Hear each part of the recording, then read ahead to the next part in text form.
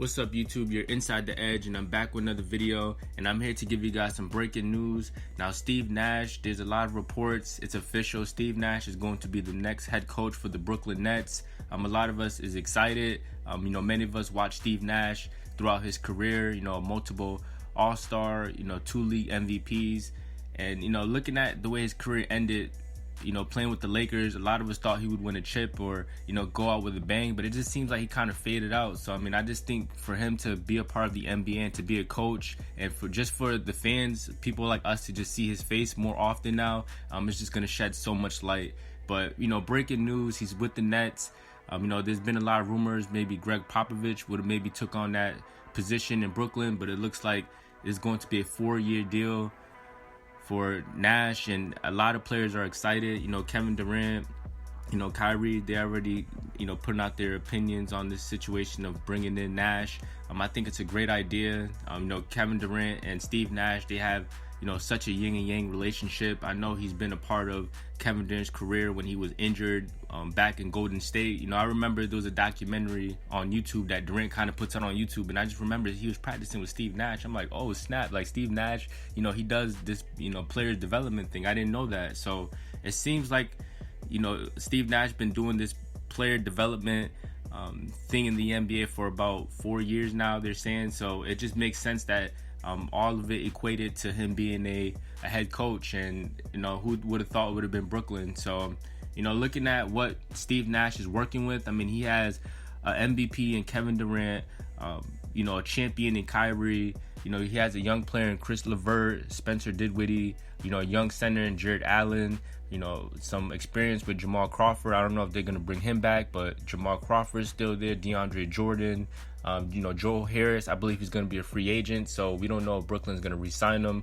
But the pieces that Steve Nash has in front of him, I think it's just a dream come true, because most coaches, they go into certain organizations and they expect expectations to win, a winning culture, but they don't really have the players to bring that winning culture. So I think with Steve Nash, I think it should be, a learning process for all of them because of the star power that the Brooklyn Nets does have. But I think Steve Nash being, a smart, intelligent, point guard, when you equivocate that into being a coach, for me personally, I think coaches, former NBA players are the best coaches to me, because basketball is more than X and O's, and it's about how do you motivate a player. And I think Steve Nash, with the experience, I think he's going to mold some of these guys. And I think the focal point he's definitely going to try to lean towards is Kyrie. Him and Durant already have a good relationship.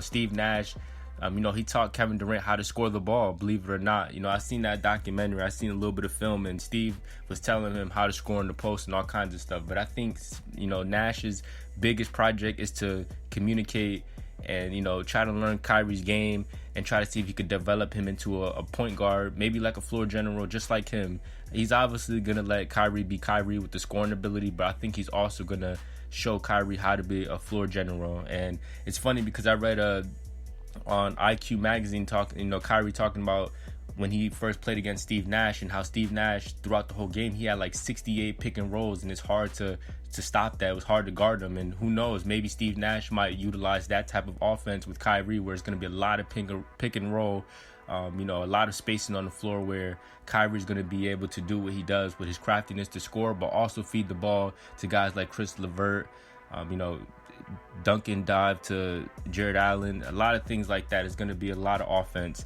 but I hope that he can turn this into a winning culture. Now again, he's Nash is going to be, he's under a 4-year contract, so there's going to be a lot of expectations to win a championship. So depending on what happens next year, I think they might go to maybe the finals next year if Kevin Durant is healthy enough, and Kyrie and they got that chemistry. I think they can go to the finals possibly next year, but the ultimate goal is to win a championship, and that's going to be something that's going to be expected within the next 3 years. So I just want to just give you guys some breaking news, and you guys can tell me what you guys think. Do you think this was a good move by Brooklyn? Again, some people said Mark Jackson or Greg Popovich maybe should have took on this Brooklyn Nets coaching position, but it looks like Steve Nash is the man, and I'm excited. I'm happy. We get to see Steve Nash more, so it's just really great for basketball. So You know, you guys tell me what your guys' opinion is. Steve Nash, Brooklyn, do you think they're going to win a chip within his 4-year deal or not? You guys let me know in the comment description down below. See you guys in my next video. Peace.